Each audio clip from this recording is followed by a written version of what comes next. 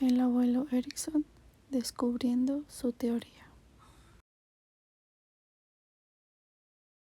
Había una vez tres lindas y hermosas niñas llamadas Michelle, Alejandra y Aranza. Ellas crecieron en Tijuana. En la vida de ellas había una persona muy importante, el abuelito Erickson. Este abuelo era muy inteligente y regañón. Se la pasaba escribiendo, comiendo. Un día decidió no leer más para estar más atento y en sí todo el crecimiento de sus nietas. A medida que las niñas iban creciendo, Erickson miraba y miraba y analizaba los diferentes comportamientos que presentaba cada una de ellas: la confianza, la desconfianza, la autonomía, la vergüenza que sentían en algunas situaciones y la iniciativa que mostraban para realizar alguna actividad. Erickson decía que la primera etapa se da desde que nace hasta el primer añito de vida, y que cuando el bebé es lactado él desarrolla la sensación física de confianza. El abuelo también contaba que el bebé respondía a través de la boca a los diferentes estímulos ambientales y a los sentidos.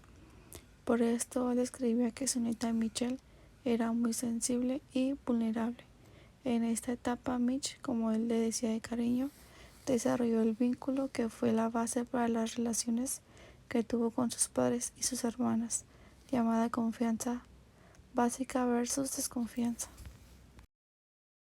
Cuando Michelle estaba entre su segundo año y tercer año de vida, el abuelo Erickson observó que su nieta tenía un crecimiento muscular grande, pero también observaba que en Michelle este desarrollo era algo lento y que tampoco era estable.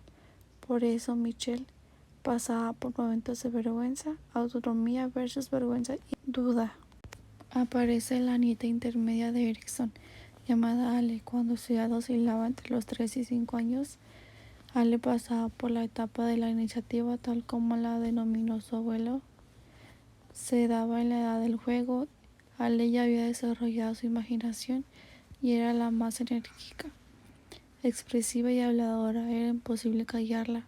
En esta edad, Alejandra perfeccionó su conocimiento del lenguaje, hacia preguntas tras pregunta el abuelo Erickson, pero también Ale tenía algunas sensaciones como temor a equivocarse y una conciencia de lo que podía y no podía hacer. Su abuelo Erickson decidió que esta sería la tercera etapa, iniciativa versus culpa. Cuando Alejandra cumplió los 4 años y más o menos hasta los 12 o 13, comenzó su instrucción preescolar y luego escolar, o sea, su etapa de laboriosidad. Después de que pasara por esta edad, iniciaría otra etapa de la pubertad y adolescencia.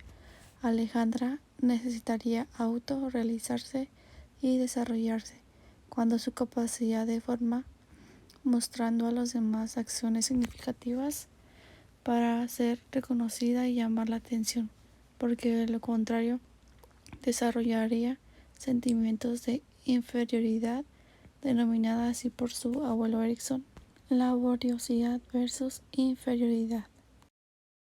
Al pasar el tiempo, Alejandra seguía con su crecimiento y desarrollo, y junto con la pubertad y adolescencia experimentaría la búsqueda de su propia identidad y una crisis de esta misma, la cual alentaría los conflictos en cada una de las etapas anteriores. Alejandra pasaría por todas estas experiencias entre sus 12 y 18 años. El abuelo Erickson lo llamó búsqueda de identidad versus difusión de identidad. Durante el proceso de observación que tuvo el abuelo Erickson con sus nietas, también evidenció que Aranza, su nieta mayor, dejando su etapa de adolescencia, inicia su etapa de intimidad, donde decide compartirla con una persona del otro sexo, quien le genera confianza. Aranza enfrentó el reverso de esta situación, donde no tenía interacción con otras personas.